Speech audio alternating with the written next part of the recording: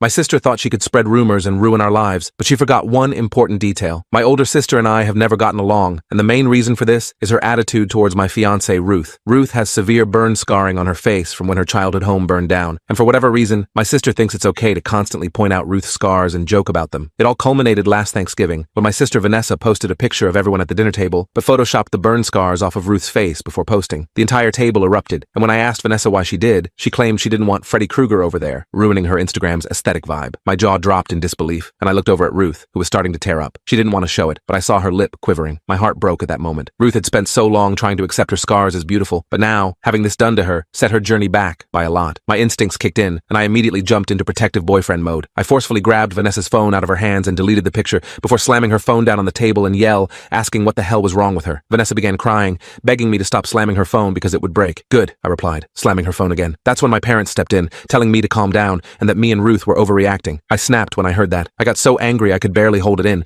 telling Ruth to get her things because we were going. The few days that followed were tense. Nobody in my family reached out, and I spent the entire time reassuring Ruth that she was the most beautiful girl in the world, and that her beauty wasn't defined by my ugly-hearted sister's shallow viewpoint. And then, 4 days after the whole fiasco, mine and Ruth's phones started blowing up. DM after DM. Friends, family, acquaintances, all calling us horrible names and cutting us out of their lives. Even strangers that neither of us knew were sending us threats and calling us abusive monsters. We started freaking out, but somehow neither of us drew the obvious conclusion. Until Ruth checked Vanessa's Instagram, that is. That's when we saw it. A 10-picture collage of Vanessa with bruises on her face and stomach, tagging me and Ruth and calling us out for going psycho and doing this to her on Thanksgiving. She even posted a picture of her smashed phone as further evidence. Ruth immediately began crying. She had just secured a promotion she had been working towards for 2 years, and she was now most likely going to be fired. I wanted to reassure her that this wouldn't be the case, but that's when I realized we had bigger issues to worry about. Our landlord followed Vanessa on Instagram and most likely saw the post. I immediately took to contacting her, but before I could, I saw that I already had an unread email from her. She had emailed me letting me know she would not be leasing to abusers and was giving us 2 weeks to move out. I did my best to stay calm, but then my phone dinged. It was a text from my boss. Even he, who had no connection to Vanessa whatsoever, had somehow seen the IG post and sent me a link to it asking what this was all about. I felt mine and Ruth's entire world imploding. I remember calling Vanessa right away, asking what the hell was wrong with her. Why did she have to ruin our lives? She literally laughed in response, called it payback. I wanted to scream at her, but before I could, Ruth asked me to give her my phone and let her talk to Vanessa. She gave me a wink that suggested she was up to something. I was confused at first, but I trusted her, and as I saw her put Vanessa on speaker, I figured it out. A look of chaotic excitement washed over my face. Ruth and I were trying our hardest to hold back laughter. Over the next few minutes, we got Vanessa to go into a proud tangent about how the post was fake and that she was lying to ruin our lives for petty revenge. That was all we needed. We ended the call acting angry, when inside we were all smiles. You see, I was a lawyer, and we had just audio recorded Vanessa's confession. Her entire life was now in the palm of our hands, and we were about to ruin her. The continuation of the story is on my channel and linked below.